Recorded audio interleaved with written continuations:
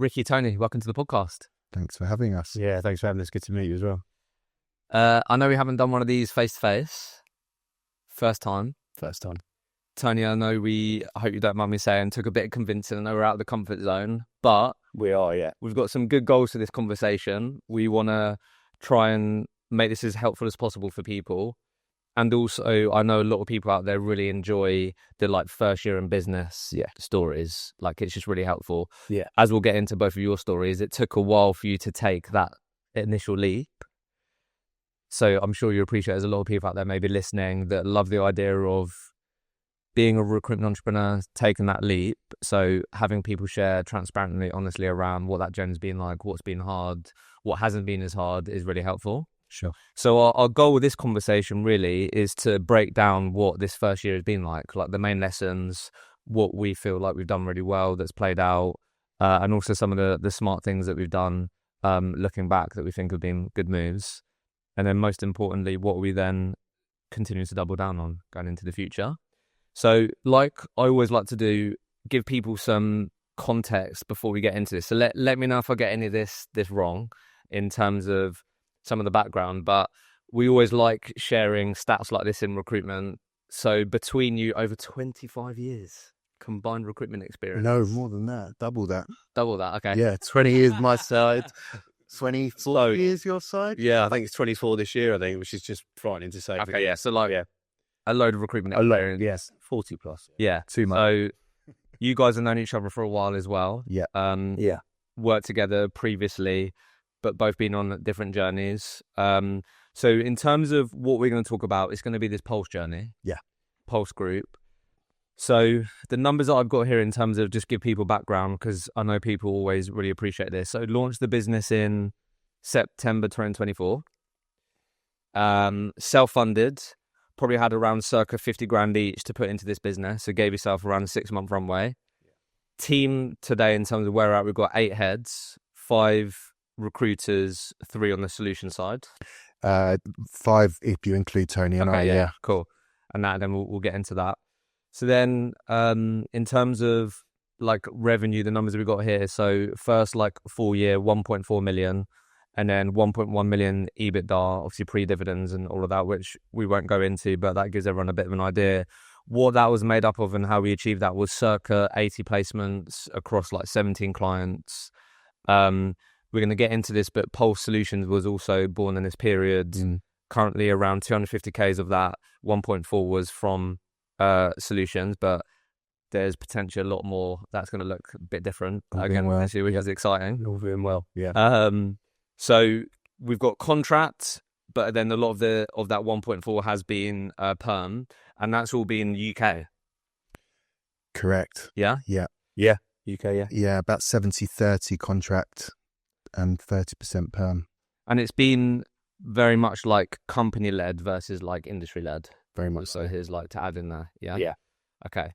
So let's just take a bit of a step back then. I think what I'm always interested to hear from people is, and you guys would have seen this in your careers, when people go out on their own, the first thing that you'll start hearing people say is we wanted to go out on our own and we wanted to do it differently. So I'm always interested to sort of hear how people thought through that, what that looked like for them. And with you guys working in a variety of different recruitment companies, having a lot of different experiences, working for different people before we got to this point of starting your own recruitment business, let's start there in terms of what is it that we felt like you wanted to do really differently, or what you wanted to really double down on. So I'll come to you first on that, Rick, if that's okay. If us three were sitting down before we just launched, and I was like, right, guys, tell me about the business. What is it that you want to do? Yeah. What would have been the bits that you would have shared with me around, this is what we want to do differently. This is what we believe is really important if we're launching a recruitment business today after all these different experiences. Yeah. So at its core, it's product and technology. So we knew that was our market, but it was more around the business that we wanted to create. We definitely didn't go out to reinvent the wheel. We just wanted to do recruitment really well. But what we really wanted to do is put values at the core of what we did. So the mantra that we took going into it was give everybody a great experience regardless of the outcome. So candidates, clients, and our colleagues. So to create an environment for ourselves that we could thrive in and we could live our lives and enjoy our lives with. be inspired by the people that we worked with, but also give the people that came and joined us on the Pulse journey just an incredible experience, treat them in the right way, and then extend that out to the relationships that we had. So it was very much relationship driven at its core. And that's how we wanted to do things slightly differently to what we'd been used to. And like all of those things sound obvious, right? But then it's like you would have seen in your time in different companies.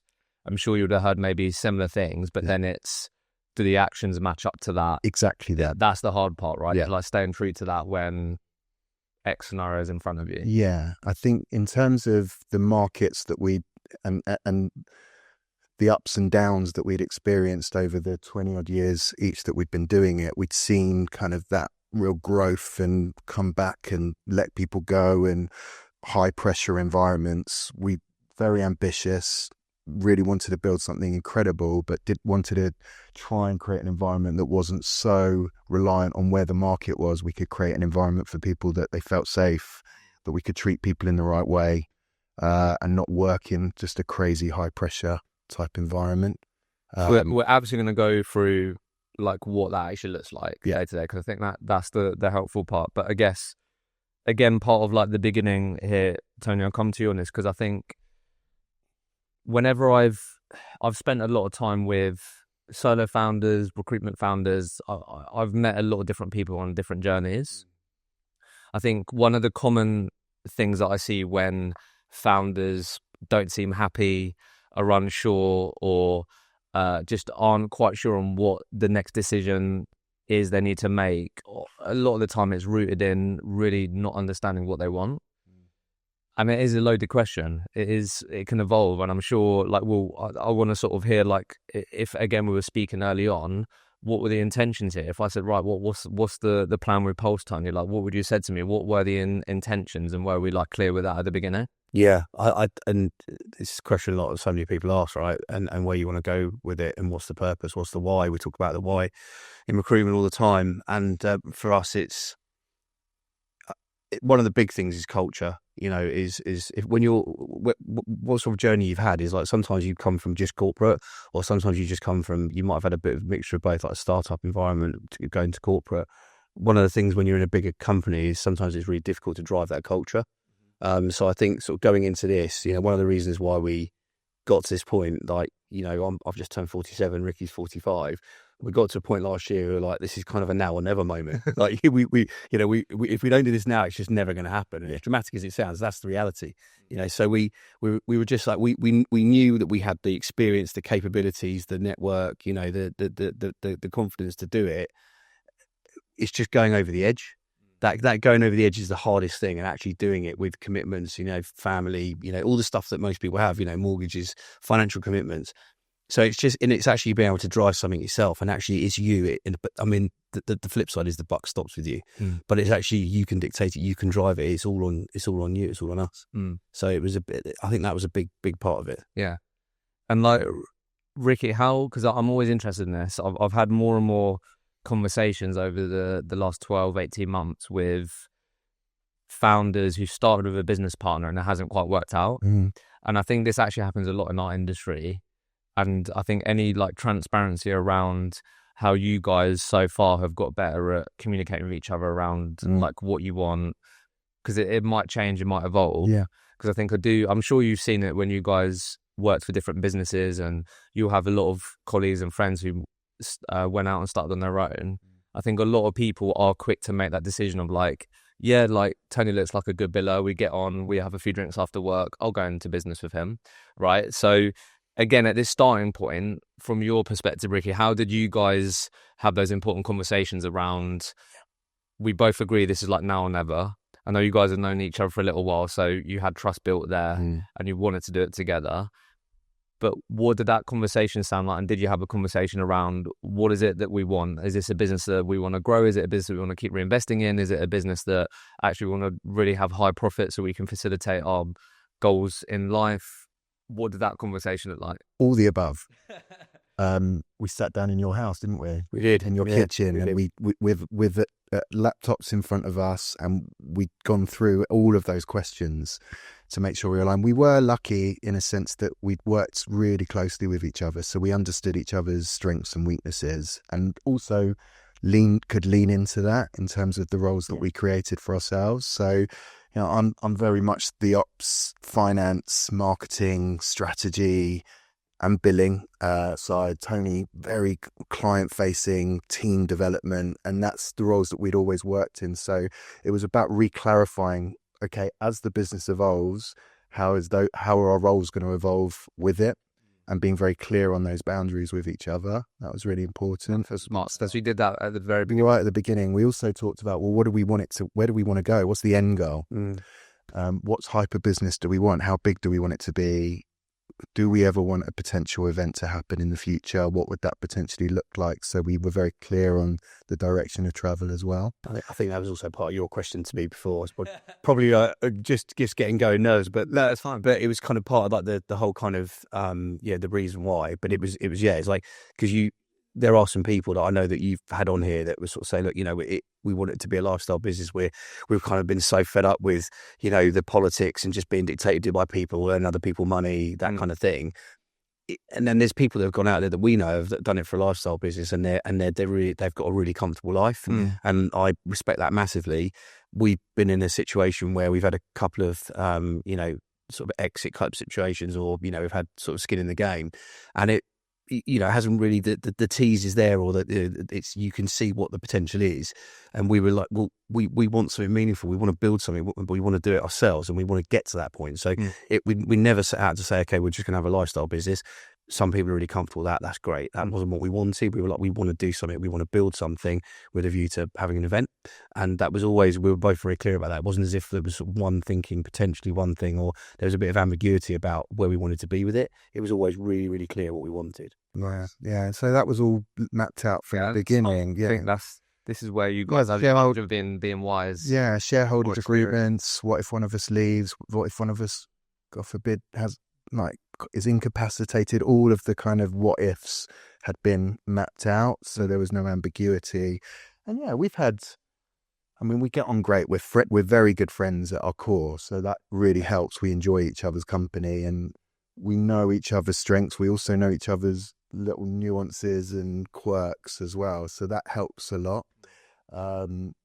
With the yin and yang, to the yang is definitely it's important. I think if you have a co-founder, that's really like how you want it to be. It's like a marriage. Yeah, exactly. I think your point as well, Hisham, like there's people that have kind of entered into this really quickly on a bit of a whim, or just a bit of a hasty kind of got caught in the moment sort of thing. Oh, let's do something together. I think we can both safely say that sort of through our career, you probably thought about people that, you might consider, could I do something with that person? Could I go into business with them for their qualities and some of their, idiosyncrasies and, sort of quirks? And then you think, actually, this sort of forms a really good opinion of, or an idea of actually what would work for you and what wouldn't, and what would complement you really well. So, and having been through it for the period of time we have, and knowing each other in the way that we do, we got to the point where we were like, yeah. Love that. So just to run this out then, Ricky, quickly on this then. So really great, smart thing to do at the start. Obviously, I know we're like a year, and I think when we had our call, you were like, oh, we've just had our first board meeting. Yeah. So just to tie this together, how have you guys then got along on this journey in terms of we're a month in or 3 months in, actually this is a thing now, we're making money. Then you have to have the ongoing conversation as well, right? Because then maybe some of your beliefs and what you wanted at the start could be tested, right? It's like, actually, there's a lot of money sitting in the business bank account right now.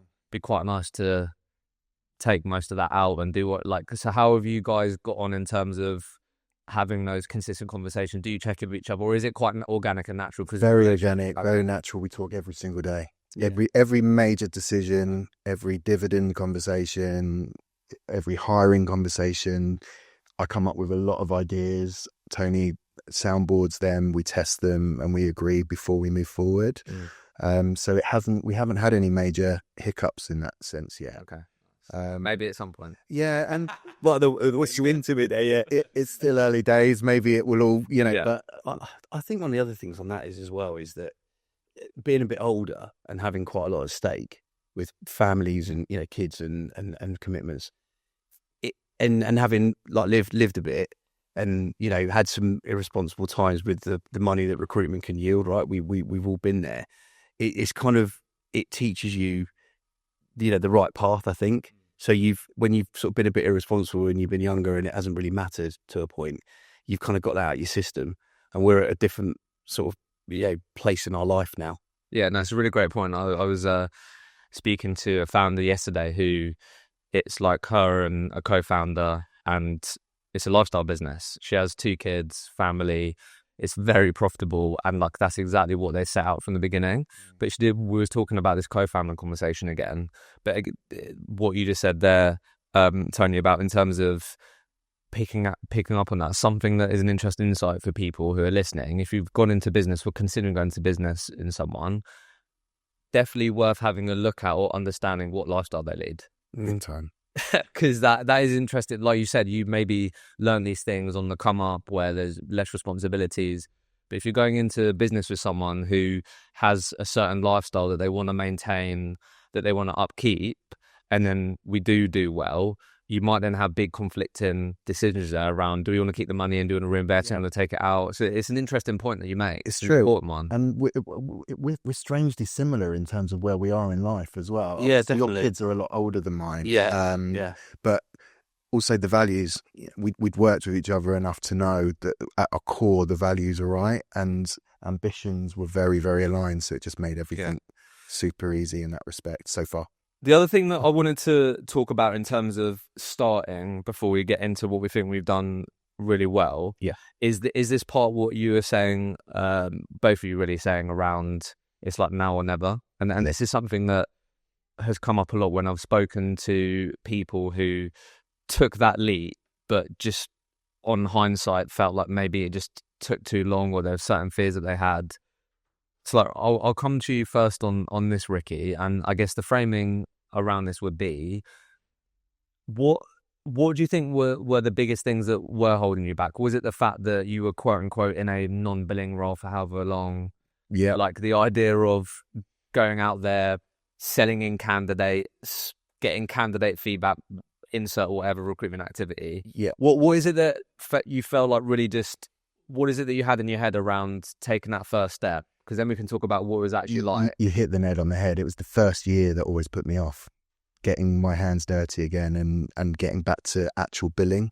Spoken about it for a long time, led teams, drove teams, got teams to good sizes, but hadn't been back on the tools for a long time. So there was always that fear of, could I still do it? Could my ego take it if I couldn't do it anymore? So talked a good game. Also, we were very tied into our old business. Skin in the game, EMI schemes. At one point, a team of 40 we had across multiple locations. So we had a lot riding on that team. A lot of our emotional investment was in that team. So although we'd always talked about it and dreamt about it and fantasized about it, however you want to put it, it was never the right time until it became the right time. And that really came after crash of 23. Team came down to a certain size, changes within the organization. I was offered a different type of role to be much more commercial facing, solution selling, no more team involvement. For me, that wasn't going to work. So in a way, everything happens for a reason. It was the right time for me to do it. So, but it did kind of force my hand. I'd love to say I was so brave that that's it, who's coming with me, my Jerry Maguire moment. It wasn't that. It was, it naturally, it came to a point where it was, okay, I could go back and work for someone now, but I've probably learned everything that there is to learn. Done 13 years of employment, leading, building, growing. What more can I take for going to work for another business now? Let's do it. And then it was just about getting Tony to come along for the ride as well. Tony, did you have this, like, we can call it fear or self-doubt, or did you have that around taking that leap of like, I'm now starting my own recruitment business? Like, I can't remember exactly if you was in that non-billing seat or like you was close to it, you was client facing but wasn't quote unquote, at the car. like where was you? Can you relate to that? Because it comes up a lot. I probably had every kind of type of fear you could think of in detail. So there's a few things for me. So I had a team. We grew the division together. I had a team of 16, 17. I was predominantly sort of driving that team, very client facing, very sort of commercially focused. And my previous role was commercial director, UK and Europe. So it was very much about the team, about the growth, about the strategy, but a lot of, client really sort of heavily into the, like, embedded it within the client's development, new business, expanding clients, existing accounts, that kind of thing. I'd always kind of kept my hand in with billings, with a sort of placement here and there, some senior stuff. I'm very much kind of I wouldn't ask anyone to do something I wouldn't want to do myself. I wouldn't do myself. Roll your sleeves up, lead by example. But obviously, as you get a bigger team, you kind of just naturally that sort of hands-on element just reduces. Yeah, it is. So I think there was an element of that, but it was that fear of going over the edge of the sort of financial sort of stability and security that you had, with decent salary and earnings off the back of that, but also because of the fact that we were so invested in what we were doing. We built a team of fantastic people, that we were very invested in, we were very loyal to, and the culture that we, I'm really proud of the culture that we built because of the people that we hired. There'll be, people watching this, and we, they're people that we speak to, they're good friends of ours now, and we invested a lot of time, and we had a great unit, and it was also walking away from that. Yeah, we talked about this because it was. I mean, obviously at the time there was stuff that it kind of ended up where we are now. But even in those times, we had a couple of conversations about doing it. Then I'm like, no, we've put a lot of time and effort, blood, sweat, and tears into building. It was going well. Exactly, it was going great. It was. Yeah, it was that boom, pre-23 after COVID. The whole industry was flying. So you push those thoughts to the back of your mind, and you think this is our lot. And you make a lot of excuses. It keeps us on our toes. And I think there's any safety net.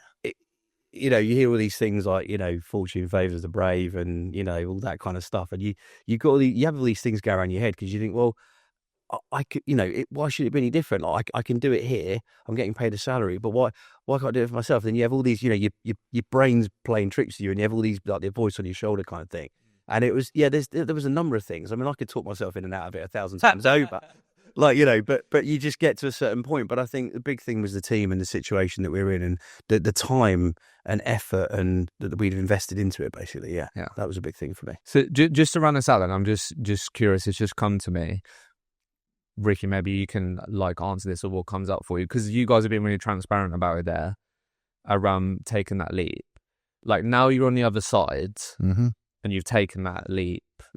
Most people I would speak to, of course it's hard, comes with its different challenges, but will go, I can't believe it took me that long to take that leap. Yeah, I don't know, you guys might think that or not, but do we believe this following statement? Because it comes up a lot now, I think, and you guys have been in the game for a while. You've seen a lot of recruiters. You've know that works with a lot of people, which is like top performing recruiters. It's a matter of when they start their own recruitment business, not if. Yeah, because I feel like that landscape has changed a lot in terms of you guys have both been employed for a long time before we took this. Yeah.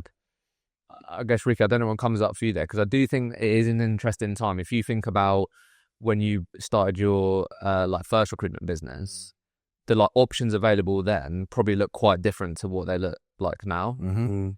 So I don't know what you feel when you hear that. Like, it's a matter of when versus if people start their recruitment business. Yeah, that being said, if I compare my first entrepreneurial journey to now, it's night and day. How we're approaching this, how we've organized ourselves, the tools we've used, the processes we've put in place, the platform that we're creating is night and day. So I'm a big believer that timing is everything. And we've sometimes said, what if we'd done this 5 years earlier? Well, then we would have had to have gone through that whole COVID piece and all of the stuff that we learned from that and the mistakes we made from the boom and the bust. And every year that we've been in the industry has been another lesson learned, another year of experience and wisdom. So we could say, if only we'd done it sooner. I think it's just, when is the time right? Do you feel fully equipped to handle different situations, because we've all worked through great times. We've now worked through some really tough times, and I think that's made us better founders coming out the other end of it because of it. So yeah, it's yeah, I just find that it's definitely like just an interesting landscape right now, because not everyone wants to start their own recruitment business. No, and Not at all. no, absolutely, and I understand that as well. I mean, my view on that is I actually sort of don't agree with that. I think that, you know, the when, not if. I actually think the if is a big thing, because just because someone's a really good recruiter, a really competent, consistent biller, you know, good at the whole kind of 360, you know, delivery, resourcing, like winning business, that's not necessarily like an absolute rite of path for them to start their own business, because they won't necessarily perform. And there's a lot of people that know they won't perform as well doing it on their own with no one to bounce off, or even if they've got a co-founder, they still haven't got that security behind them, because a lot of people that have got that security of a salary and they know it's guaranteed, they can just settle into their job and just be really good at what they do, and they're very comfortable doing that. I've worked with a number of people that have done that are still doing it now, that are really, really good recruiters. They're very, very happy doing what they're doing, you know, billing significant amounts of money, earning well, and investing in their future. You know, saving a lot of money, and they're very, very comfortable with that, and they just know that they wouldn't be able to make that transition. Yes, I mean, both of you guys are evident to that for the amount of time that you work for different businesses. 100%. But it is something I think, like, I'm sure you guys maybe have or haven't thought about it, but like, I'm sure you guys will be thinking as you add people to this journey, like, what is it that actually keeps people? Because I do think now there's like the information available, content, like there's more and more insight now in terms of like what is on the other side compared to maybe when you guys were on the come up. I mean, so I do think it's interesting. So let's go into what we think we did really well in this first year. So Tony, I'm going to come to you first, because since getting to know you both, I think the sort of word that's come up a lot is relationships. I think a sort of stat that sort of backs up how you guys have operated, what's worked, is that like 95% of what you've done this year has come from like relationships or referrals. So it's been very led by your network and people that no doubt you've just helped throughout your recruitment career. Yeah. So I guess just like firstly, because I think I said to you, didn't I? We hear this phrase a lot, relationships.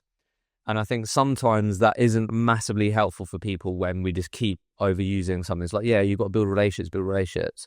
I think what's actually helpful for people is actually understanding from people's perspective, like what that actually means. What does that look like? How do I build a relationship? What am I doing that means that I'm not building a relationship? Just actually to try and break it down, because if you just said to someone that's trying to, you know, achieve more success in recruitment, just go out there and build more relationships, like that's not very helpful.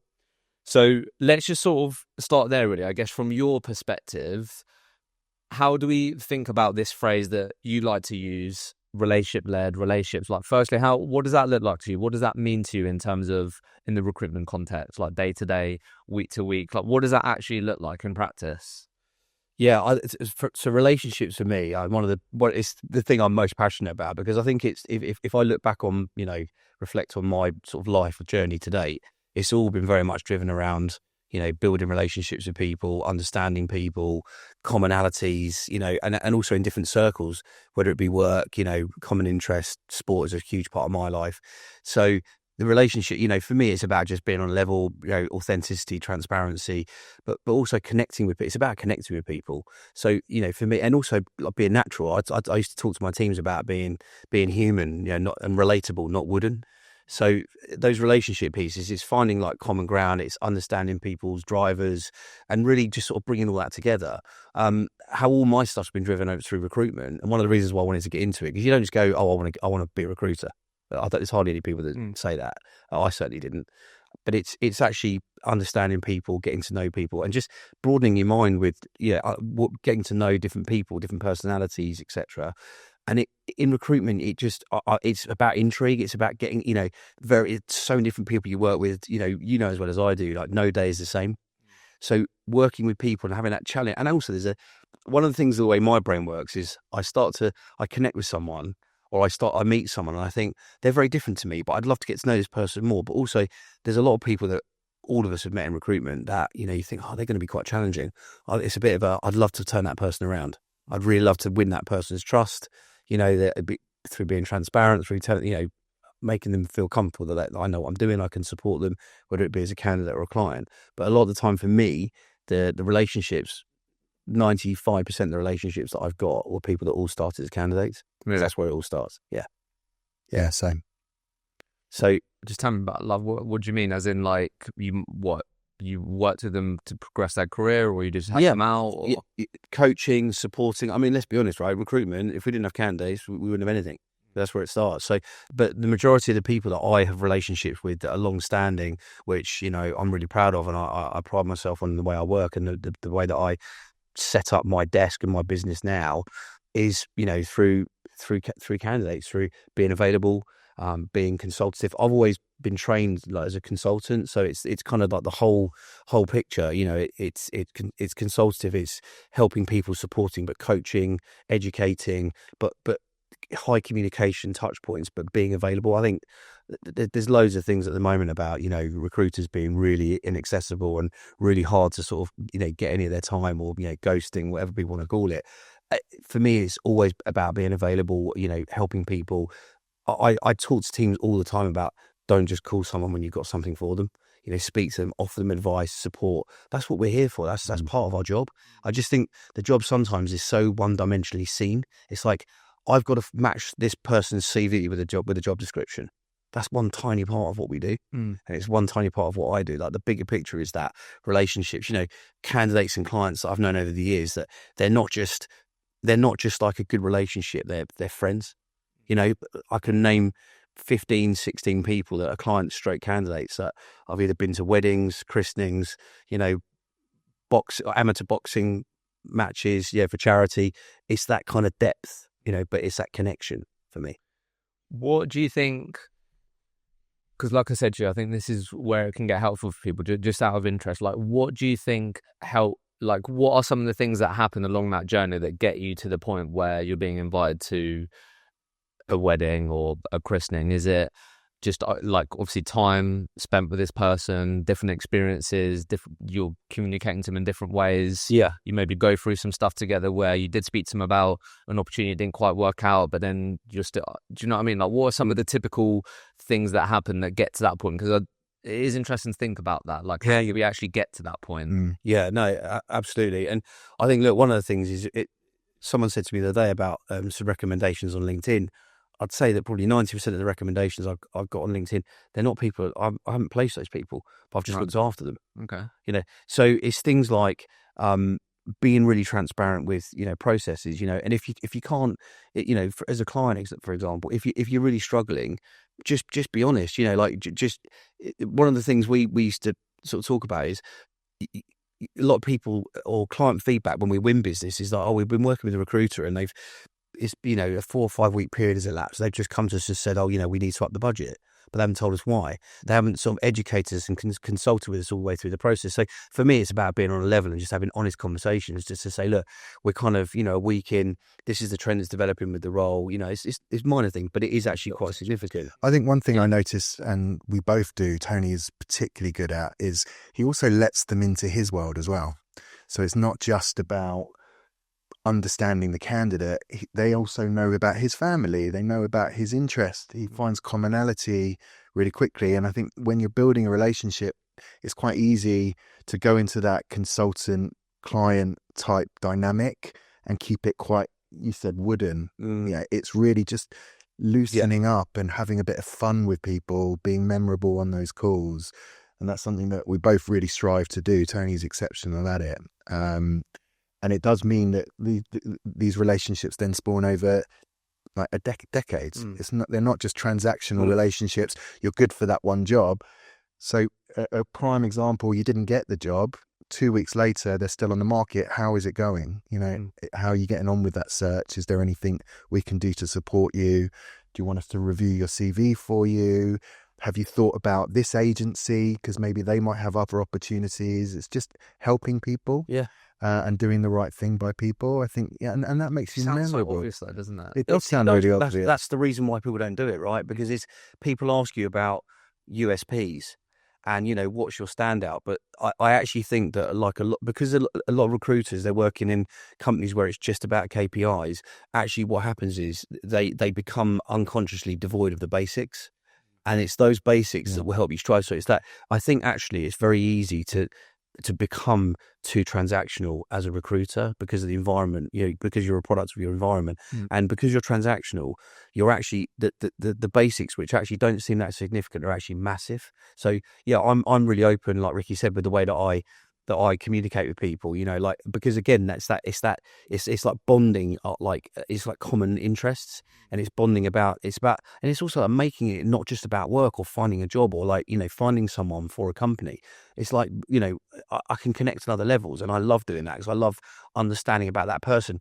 The really important part about that is as well, if I understand what makes them tick in terms of what interests they like from a client, when I'm speaking to candidates, it's not just about what their skill set says on paper. It's about their personality and how they're going to fit with that culture and how that leader or that line manager is driving that business unit. So for me, it's huge. And equally with the candidate, because I'm thinking all the time, my antenna are going all the time. Like, Would they get on match? Would they get?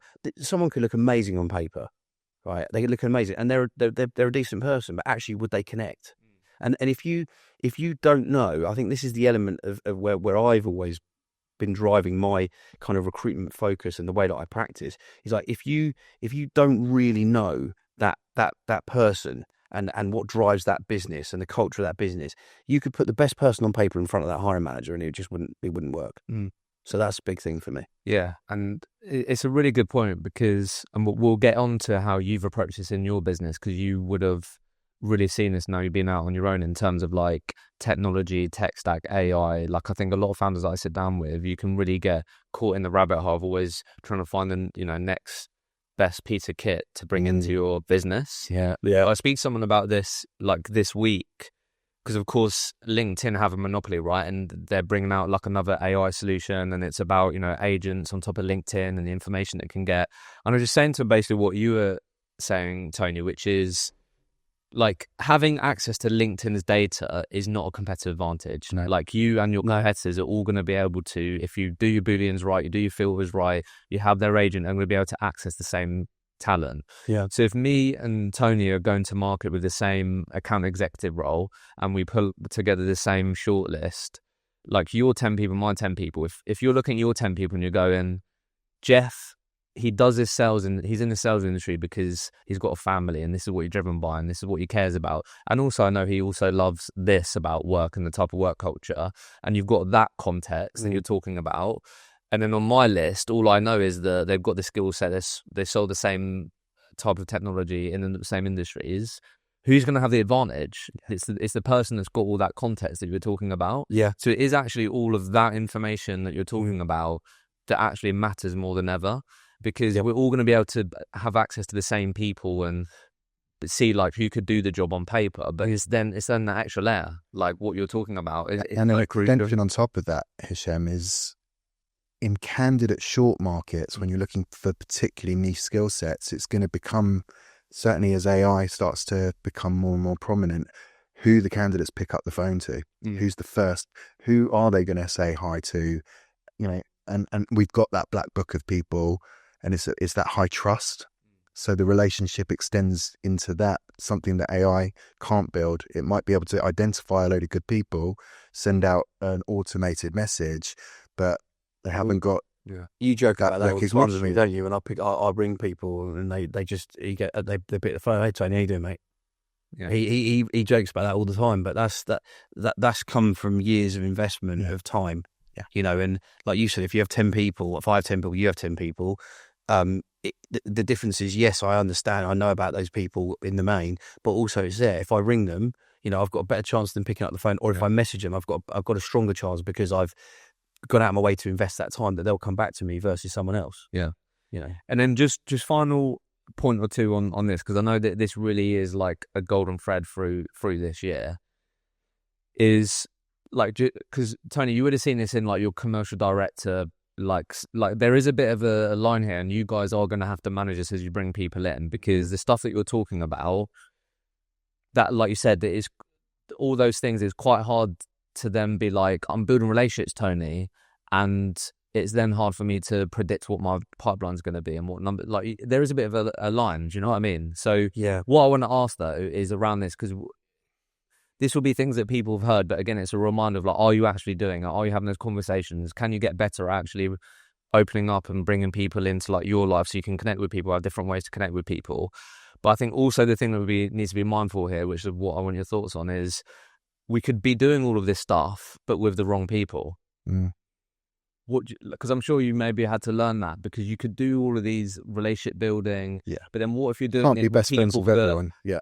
have no leverage in their market, aren't in? Do you know what I mean? Is that something that we need to think about? Because we could do all of this stuff, but what if it's just with, when I say wrong people, just like people that might not be able to be a champion for you at some point, or there's going to be people in that you do that with that may not be able to quote unquote help you in some way. But do we think it's important that we're also quite intentional with who we're trying to build these relationships with? What do you think about that? That's a really good question. I think, there is an element of it being targeted and it being, you being very cute about how you do it.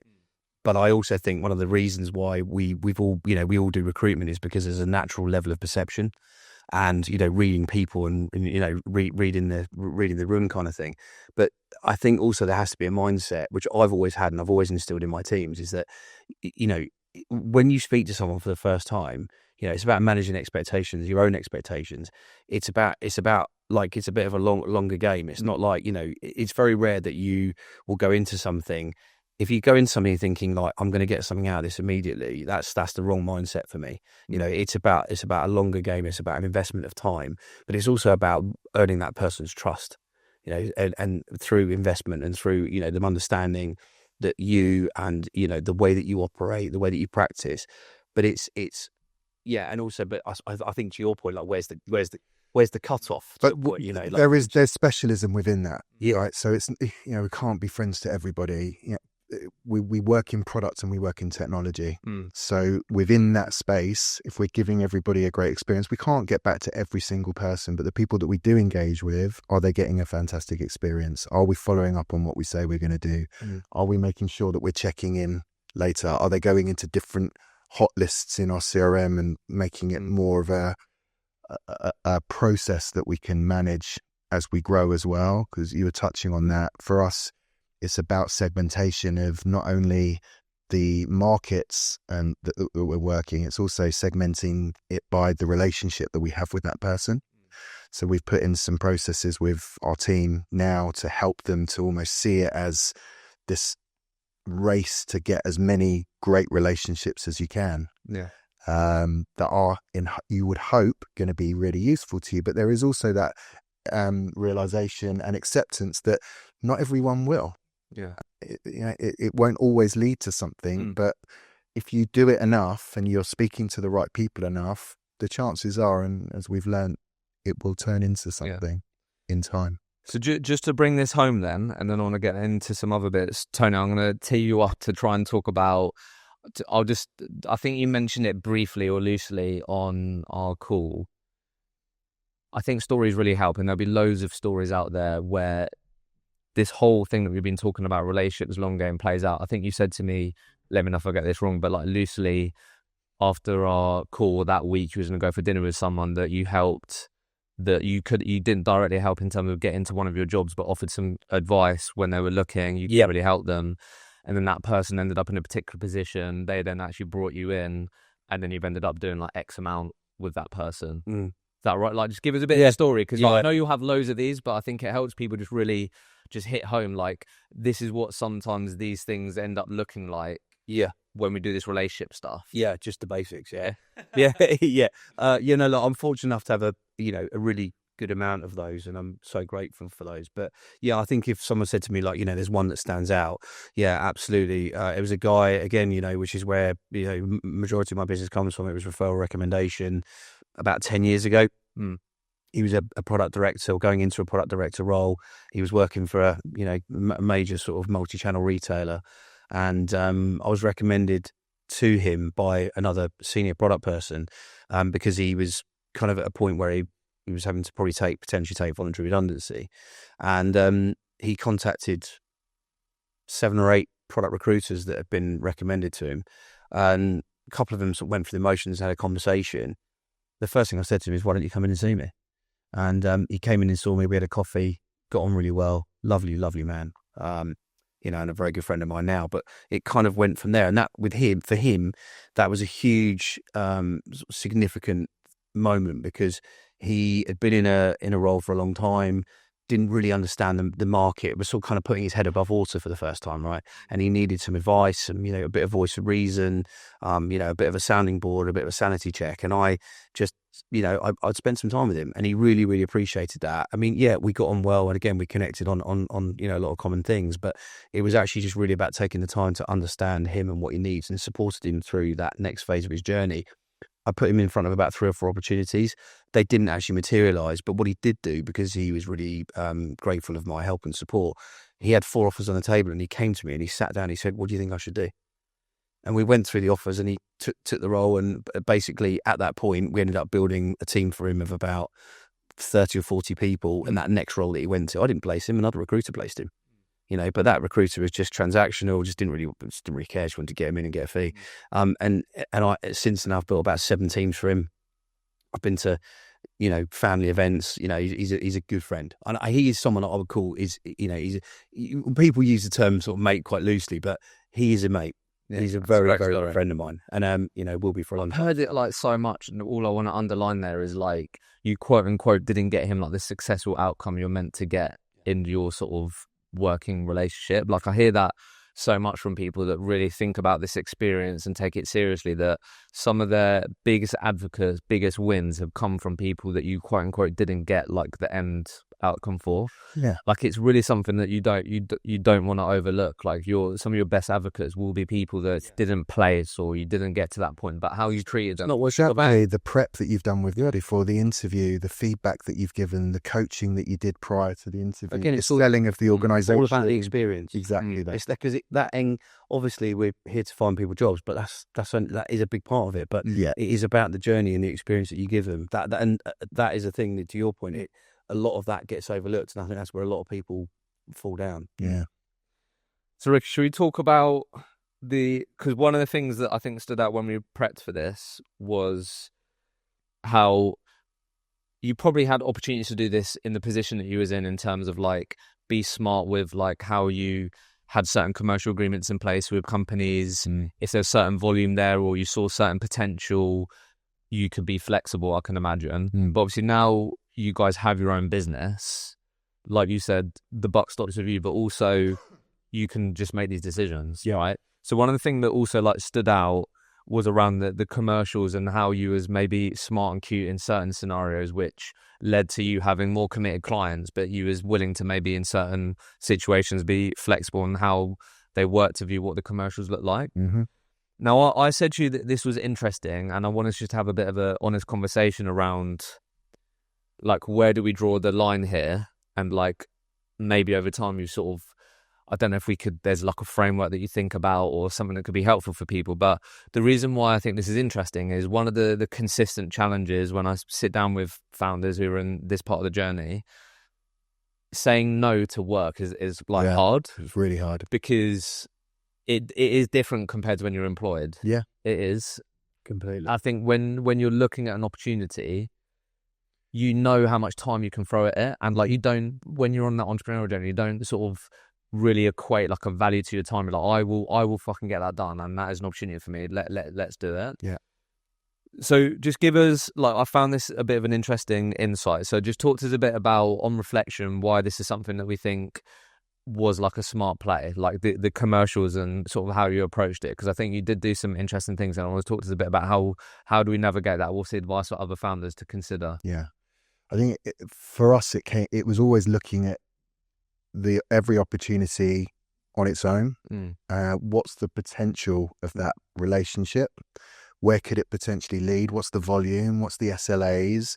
And each one will have different answers. So there is no one size fits all.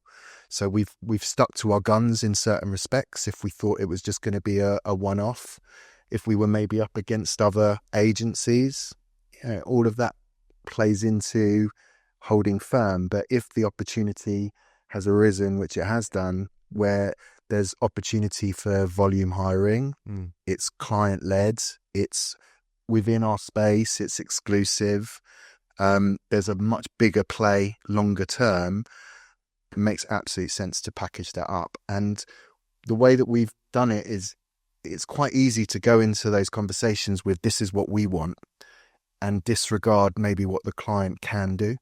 So working collaboratively with the client and reverse engineering, okay, based on our relationships, we can have these conversations. What have you got to play with? Let's reverse engineer that backwards to this is then what we can provide. And that's allowed us to be really client-led. You know, a lot of our successes come from a reasonable portfolio of accounts, 17 accounts, but it's not like loads though, is it? no, it's not loads, but high-value accounts. Yeah. And And it's buy-in, sticky, Yeah. you know, really good relationship. yeah, with the it's client. allowed us to wrap up pieces of work. What do you reckon is like the average? Well, we've got it's like 82 placements. I said at the beginning. Yeah, What's the average? What do you reckon on average? probably around on perm around 17%. Yeah. I would say if you looked at it across the Yeah. entire portfolio, it's probably Yeah. around there. There's some 20% in there. There's some Mm. slightly sub 15%, but they're part of a much bigger play. And sometimes we just go a flat fee. Do you know what? This is you know what you're in for, Mr. Client or Mrs. Client. You can do all of your budgeting and forecasting, and you know that this is your recruitment spend. We'll look after it from here. We'll manage it end to end. Here's the 10 roles. We'll deliver that with you, and this is then the roadmap of how we're going to do it with you. One of the really interesting things around that is as well is this comes back to the relationship part. Is that we've had a couple of clients come to us in our first 13, 14 months because we've got that relationship with them and known them so well. They've come to us and said, "We're really tight on budget. We've got this. Can you do it? Can you make it work for us?" Mm. You know, rather than like, "Oh, well, you know, we've only got, you know, well, we can't do it," or, you know, we can't use agencies. They've come to us and said, "Look, can you? It's a bit obscure, but actually, is there any chance? You know, we want to use you, obviously. Is there any chance you can make this work? If you can, because we've only got this left in our financial year, we'll make up for it next year." And that wouldn't happen without those kind of relationships. Yeah. You just have an open chat about it, and we've had 2 or 3 of those, right? Yeah, and then it's led into, okay, we'll do it for this initially, but as we go forward, let's review. It might be that we start higher, and then as the volume comes, it starts to go lower. Being really creative to make it enticing for the client to want to work with us. And at its core, it's trying to keep things exclusive. We do And that not, was going to be my thing. Like, we don't like working against other for agents. people listening. What is it that you would like? I know you said it's not about. We always typically can go into these conversations about what I want, but there will be things in there you feel like if we're having these honest conversations, then this is my ask and like what I need. Yeah, because you both got to feel like it's a partnership, right? So you'll have certain needs, they'll have certain needs. What is that for you? Is the main thing that you're like, if we do this, then my main ask is that it's exclusive. Is that at the core of it? absolutely. It's cool. Yeah. Exclusivity, SLAs, so high touch points. So what does that mean? So we love a Cadence call. So if we're live with a role, every single week we will have a Teams call with the client to talk about where the pipeline is at, the insights that we're finding in the market, some of the pushbacks we're having, some of the challenges we're having, recollaborate on that job spec.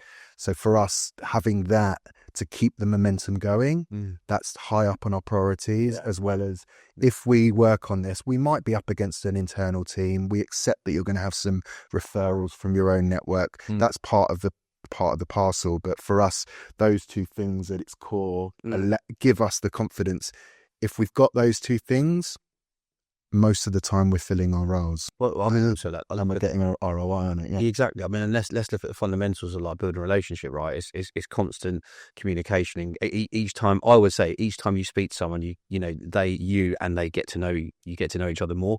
So it's little nuances, but it's the more you speak to someone, the more comfortable you are, the more you learn. We've got it right now. So we're in with quite a big logistics business, and it came from a relationship that I'd nurtured over a number of years. But it wasn't a deep relationship, enough of a relationship to say, I'm going with you, Pulse. I mean, let's just be honest, they were hard work. Well, I wouldn't want them to watch it. I did tell them that you're being quite hard work because we had the relationship where I WhatsApped him. Tongue in cheek, we've got that relationship now, we can share it with them, right? That's the whole point of But that Cadence call, weekly now. It's getting warmer and warmer, Oh, they're and great. banter's Brilliant. introduced, and we're joking, and we're finding out about their weekends, and it's just that line in the sand every week where we know we're checking in, and that's a really great opportunity to build on some of the foundations of that relationship building. What do you, and I'm getting practical here, but that's what people like. What would be the typical agenda for a Cadence call? It can be a 5-minute call, or it can be a half an hour call. These ones, if we're going to zone in on that one, they're typically 30 minutes. It's a, how are you? How was your week? Get some niceties out the way and learn a little bit about them and their lives. And then it's very much about the cadence. Where are we with the pipeline? What are the ratios we've been working to? What are we finding? Any insights that we can share, and an opportunity to talk through those CVs and explain why we believe that they're right for that particular role, and handle maybe any objections or tweak our search. And then action points for what's going to happen over the week. If there's interviews happening, Feedback. it gives us an opportunity to get everybody excited about the interview, why we're excited for them to meet, all the stuff that you just put in the email. We can bring that to life on that call as well. And feedback on interviews that may have happened, so we can kind of benchmark and kind of hone in the search. But also, it's also rechecking in on, process, like whether, are we still agreed that this is what's going to happen? These are the timescales, because that's important anyway to create some urgency. expectations. But particularly at the moment, because the market's starting to pick up, we don't want to lose candidates on their behalf. It's an education piece as well. So, if I was to say, like, Ricky, on this, like, what would the advice be for people who might sometimes feel like, because you guys have got the benefit here of, like, you can maybe sense check each other, where you can be like, I've got this opportunity. Do we feel like they're taking the piss a bit here? Where do we need to stand firm? What's right for us? What's not? I guess what I'm just looking for is if someone's listening to this, and sometimes maybe they definitely don't want to be perceived as like they're just being cheap and they're like dropping their rates. Yes. So there is a bit of a line there. So it sounds like what I've learned there, and the advice is take it on an individual case basis. Yes. And you've got to figure out what you're sort of like, if there are things that you're happy to be flexible with, what is it that like you probably expect or really want as a minimum in return? And like you guys, exclusive, a weekly sync call or cadence call, that's really important. So I think it is just that advice there. Then figure out what it is that you feel like if you get that, then your fill rates are going to be high and it's going to be a successful partnership. If we don't have that and they're just trying to fucking, get me down on my rates and stuff like that, maybe not. We had an email from somebody, one of our consultants brought it to me the other day, and they'd sent out an email to 14 agencies saying, we've got this role. Can you send us your best 3 CVs and your best rate? Yeah. And I said, don't even bother. No. Like, just don't even What's the bother. point? Right? Your time is not well spent in anything like that. That's the worst way to start any kind of client relationship. When they CC and all the other recruitment agencies are. Yeah. Classic. Really? Classic. No competition, no interest. And I'm sure there were agencies in there that were all scampering around throughout that week, speaking to their networks, wasting time on that. His time was best spent nurturing better relationships or looking for better opportunity. One of the things. So there is a minimum standard there for us. Sorry, Rick. One of the things that's just come to my mind, Hashem, about you asking about that question. I think one of the things that I am really confident that we've done well from the beginning, and this is one of the things that we kind of set our stall out, was that I would say to anyone listening to this, like, don't be afraid to be honest about like where you're at and why you're sort of asking the client for, to be engaged in a certain way. And what I'm getting at there is, we were actually been really honest with some of the clients that we've had the most success with in the last, 12, 14 months. We've actually said to them, I've said to them on a number of occasions, this is us, right? No one is investing in us. This is our own money. We're self-funded, right? So if you engage us and you value us as a partner, this is how we need to work, because we need to, the time that we invest, we need to get a return on that investment of time. Haven't we been really open and honest with people and said, if you're going to engage them, that's brilliant, but we need to make sure that, we'll give you everything. We'll give it our all, and you will get everything out of us if you stand by us and you let us make these placements, because that's how we earn money. We've got to get this business off the ground.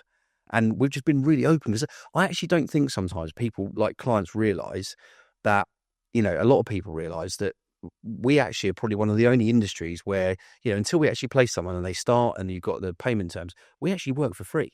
Yeah. right? We work for free. So actually, when you have the conversations that you can do on a level and you've got that relationships with the clients, you can be very open about it and not like quite blunt about it, but just say, it's actually this. Half the time they don't realise. And then when you say it to them, they're like, God, I haven't actually thought about it like that.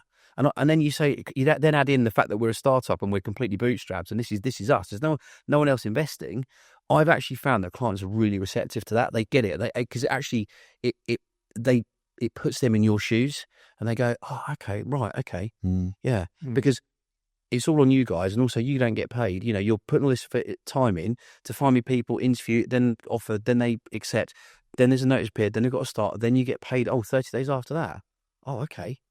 So yeah, the penny drops. You know, we're dealing with bright people, but it's just they just don't think about it because they're in their day to day. So we've been really honest about that, just been really transparent, and actually, I've found that it landed really well. Yeah, I'm not surprised that the way that you're talking about that, I can see that with learning about how you approach things. Like, you're just being honest and you're just being transparent. Yeah. I think sometimes that really is a superpower when you go on this entrepreneurial journey. Like, own that. Because as you can imagine, I've spoken to a lot of people, when they're being honest, you can fall into, I don't want them to be perceived like I'm a small business and like we look bigger than we are, and actually just owning where you're at and saying, look, Mr. and Mrs. Client, this is why I'm asking for this. This is why it's important. And actually owning that story, you'll find it is really powerful. You will find it is, because you will find that not only will people appreciate that because they're actually, you know, they're in your mind's eye, but also they will respect like where you're at and like what you're doing for them, and they're invested in the business, and like, we want this for you. Yeah. And then they actually understand we want you to be successful. We're seeing that with a lot of the clients that we've engaged with. Yeah, absolutely. So should we talk about Pulse Solutions? Yeah, go on then. Because that's been obviously pretty critical. Yeah. So, correct me if I'm wrong, so both of you, typical backgrounds perm, right? Is that what you said? Or not? All perm. All perm, right. Yeah. So in this first year, obviously we've covered perm, the bits that you've been doing there, but when did the contract stuff start happening? Was it very organic? Like, just talk, because I'm sure you guys maybe given this advice or won't be surprised to hear, like, if you ever want to build something of value as a recruitment business, sellable contract, or you'll hear something along those lines. Yeah. So when did the contract piece start, and how did it start? So we set ourselves a target of 10 runners in our first year. So you wanted that? We definitely wanted it. We didn't necessarily know how we would get it, but that's the target. It's important. We just needed some base, recurring revenue. Yeah, the recurring revenue helps you sleep at night. And by January, that's where the contract journey really started for us, and we almost stumbled across it. So we'd done some work with one of our customers on the perm side. They came to us over Christmas with a request to do some staff augmentation for a new project that they needed to build. And I phoned Tony. I was like, Tony, they need 10 people. This is all contract. This is unbelievable for us. Started doing all the maths that this would mean.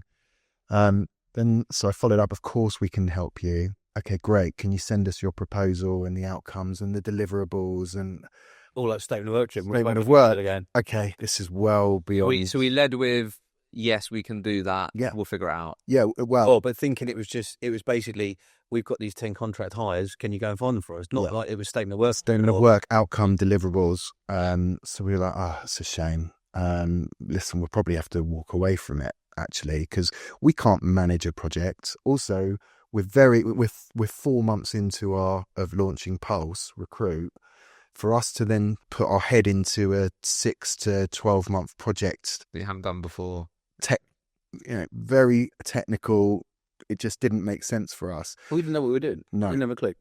So it coincided with actually a consultant in that particular business. I just picked up the phone to her randomly. I'd seen her on a couple of the emails just to say hello, introduce myself. Turns out she's actually was the program manager over the top of this project. Right. And she held my hand and showed me how. So how to write the deliverables, did it for us, but held our hand through it. So we had complete visibility. So we were learning, ended up placing all 10.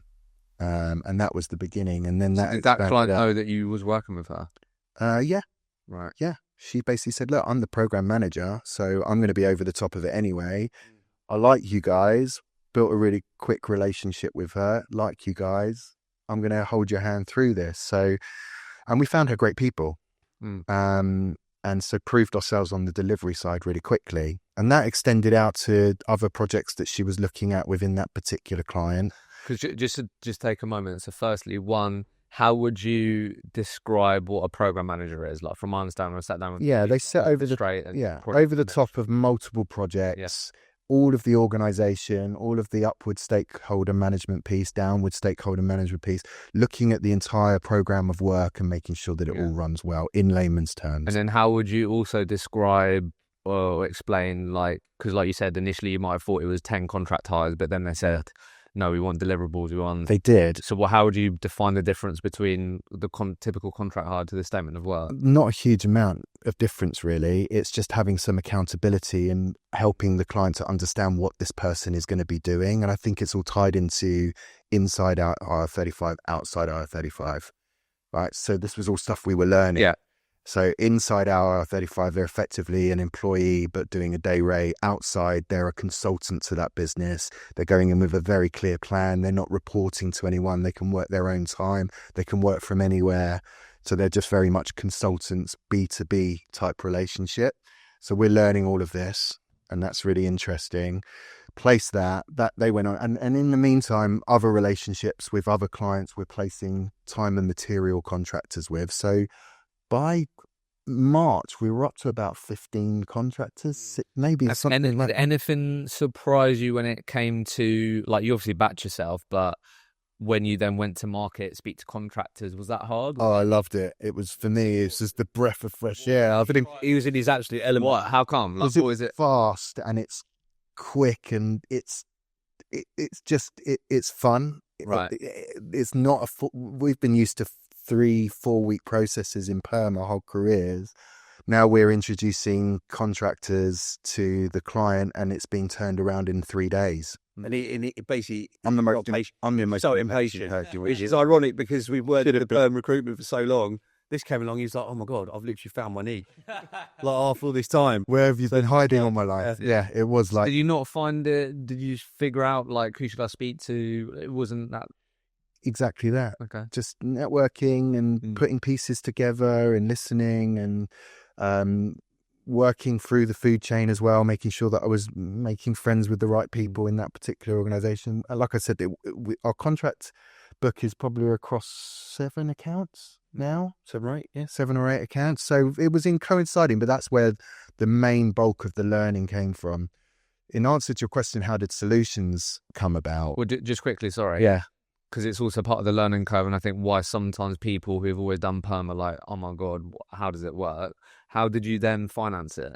So we use a factoring company. Okay, cool. So you went down that route. Yeah. Again, that can again be like, oh, yeah, how do we do it? And we had to figure it out. We didn't realise what percentage they were taking. Initially, we thought it was of the margin. We didn't realise it was the whole invoice. And so lots of cool learns. Lots of learns. What I just want to underline here, which I think may agree with this, but I think this is one of the coolest things about the entrepreneurial journey. Yeah, learning. Is like learning. Yeah. But then you had this opportunity and you're like, let's do it. Yeah. And now we'll go into Pulse Solutions, but it's like you made that decision, you figured it out, you've learned a ton, but you were just able to make that decision. Yeah, it was great. There's no one that you had to go, should we do this? We weren't allowed to, in our old companies, we weren't allowed to touch contracts. It was always this thing that we saw over there and looked good, but we just weren't allowed to. And we win business readily. And because of the way that it was set up and structured, we just, we had to throw it over basically. And I think, again, back to, I know we've spoken about it a lot, but it's just, again, another example, because you built trust with people, they then obviously came to you open-minded around, can you help? Yeah. That's the other thing, again, where this is sort of come full circle, really. Do you know what I mean? You didn't go out there sniffing for hiring managers and program manager needs. Like they said, hey guys, you've done a really good job here. Like we've got this going on. Yeah. Is that actually something you guys can help with? And then exactly that. And so this first hire happened. It was in the month before we officially launched. It was a permanent hire for that business. That then led on to another hire that I was making, and that then led them to ask if we could potentially help with some freelance or day rate contracting stuff. Yeah, give us the birth of the Pulse Solution. So that program manager then went on to be CIO of another business, and we helped her to staff up best part of like 20 perm hires for a new target operating model that she needed to put to implement, but wasn't happy in that role. And we could see it, and we had the foresight. She's very well connected. She can sell projects. She can then scope them and deliver them. Why don't we do something where we launch Pulse Solutions, which is now obviously the name, and Pulse Solutions can go out and win projects, and Pulse Recruit can power that, deliver, and deliver and find great talent. So it was a bit of a match made in heaven in that sense. So When did that start? In August. August, yeah. Again, it is from relations, isn't it? It's Building a relationship, exactly. Getting to know that person. We went out for dinner, I think, very quickly with her. We went to a few gigs. We just enjoyed each other. We got to know the situation, the family, and just authenticity, being human, caring when through ups and downs and different challenges, and just building trust. Love it. So going into this second year now then, and I guess I'll come to you, what is it that we're really doubling down on? Like, what is it that we really want to stay true to? I think fair to say, I don't know, you tell me, like that first year, besides I'm sure there's been loads of great moments in there, some great wins in there, like must be really cool to take a bit of a step back and be like, we took this leap and actually we're doing some really good things, working with some really great people. How are we feeling about year two? What are we doubling down on? What are we trying to protect at all costs? Because I think, hopefully you'd agree, but first year, pretty successful year. I think we're doing all right. Yeah. So like, what are we doubling down on going into year two? Because like, what's important now? Because you've got some things to protect now. We've got people on the journey. It looks a bit different now, isn't it? There's a lot of stake. Yeah. I think. Look, so how I would sort of surmise it is that we're really pleased with the first 14 months. We've learned a lot, and it's scary. It's really scary. But I think that's good because that keeps you on your toes, and it basically helps to sort of eradicate any elements of complacency. But then when you have some positive results, and they're quite perpetual, it's still easy to sort of fall into a bit of a trap. But one of the things that we've always talked about from the moment we decided to do it, and we talk about with our team now, is about accountability. And I think for us that we're really proud of the foundations that we've built. But yeah, there's a lot to do. I keep saying to people like close to me, they go, "Oh, you've done brilliantly." I'm like, anyone that knows me, like I'm very, very grounded. I'm like, yeah, it's okay, we've done all right. Feet on the ground. Yeah, feet on the ground. But it's very much about my mentality and our mentality is. There's been some really good stuff. There's been some unbelievable learns. There's been some mistakes, but that's how you learn. But also, there's a lot to do and a long way to go. So I think, if the journey we're on, where the goal that we want and where we want to get to, there's a hell of a lot to do. So I think for us, it's building on the really good stuff. It's learning from the stuff that we could probably have done better. But also it's about investing in our people and looking after people. But it's about having the right people to better do that. And it's also focused on about quality and about good experiences, working with the right clients that really believe in us and value us for what we do and what we can give to them. But it's also, I think, we've been talking to, with the next sort of, I suppose the next stage, the next evolution of us is having some good advice from outside, keeping each other accountable, but having some advice from outside in an LED capacity to take us to that next level. But it's about, we've always been very focused on NFI per head and not just headcount vanity. Yeah. So, because it's really easy to go, okay, we've had some success, we've got some money in the bank, we've got, we're comfortable. I don't really like that phrase because comfortable is not good, but we're in a position where we could just start hiring people left, right, and centre. For us, it's about the right people at the right time. Right. And it's about not getting carried away. So it's keeping each other very, very grounded. Yeah. Again, it's back to like you guys knowing what you want. Yeah, and also we're in this period now since May. We've started to grow the team, and so we've been really founder led. 90% of the billings has come from Tony and I. So now it's that. That is the next stage now. The next stage is okay. We're going to stay hands on and continue to bill, but how can we now allow the team to elevate and to also take accountability for that part of it as well. So that's going to be a transition that is going to be new, and we're going to have to work through that. So you guys are just really dead set on, so yeah, in no rush to like grow headcount, want to stay really stringent with like productivity per head. I think we've got to make sure that the team we've got now is producing in the way that we believe they can, and they're already starting to show that. And yeah, not getting carried away. Fantastic first year. Let's make sure that the triggers to hire are right. Jobs per head, NFI per head. Are we seeing positive trends in overall job flow throughout the business with the additional headcount? First interviews should be on the rise naturally because of that. So if all of the levers that we pull and push are showing that we should grow, then we will grow. But we're not going to go crazy. We've seen the ups and downs, and there's no point. And I can imagine, I'm assuming here, but type of person that you're going to be bringing on, I can't imagine what would bring completely green people. Yeah, no, you want adults. So much respect in recruitment, and because of the value that we put on relationships, we want people that can come with an existing black book of people that they know they can pick up the phone to, and they're gonna answer and say hello. So we absolutely can train and help people to develop in that area. But for us, some evidence of 360 recruitment, billing, knowledge of their vertical, and evidence of taking accountability and the right values. For us, that's going to come from someone who's got more experience and has demonstrated that. It's too much of a risk for us at this point of our evolution. It's not to say in the future we won't look at a different type of profile, but that's the right profile for where we are as a business. Also, just in the stage of their lives, we like people that are at a certain stage. They're getting married, they're having kids, they're going on holidays. Maybe it's a bit more settled. Yeah, we connect with them and find it easier to tap into those types of motivations than maybe the younger demographic. Not to say that we've got anything against it and we won't look at it in the future, but what we're building culturally, that's right for where we are as a business right now. Again, it's just important to know that. Yeah. Because then you know the types of people that you be sitting in the end. Yeah, because there's going to be a mind shift, right? Because everyone that we've hired at the moment, you know, everyone that we have around us now, that we've surrounded ourselves with, are people that are from our network. Again, relationship driven, right? Yeah. So, and we know those people, or indirectly we know them. So there's everyone knows that any hire you make is always a risk.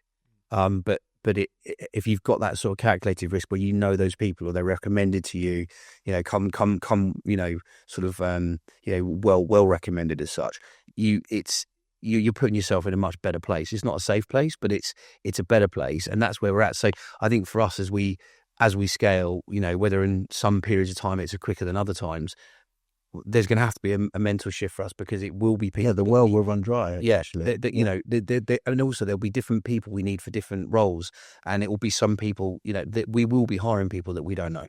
That's a fact. Yeah, at some point. Yeah. But so that shift is like, okay, so there's an even more of a leap of faith there to go. Okay, well we've got to do our due diligence. You know, we've got to take a leap of faith on someone that, you know, we think with all of our kind of, you know, weights and measures and checking that person and, you know, that perception of that person and their ability to do the job, we think is there. I mean, we've taken some gambles on some people in the past that were a bit like, oh, you know, we've trusted our instincts and really gone with our conviction. They've been absolutely brilliant in the main. You know, we've been really lucky. Couple of people who we thought were an absolute superstar, and I'm sure everyone that you talk to in recruitment or sit on this sofa would say exactly the same.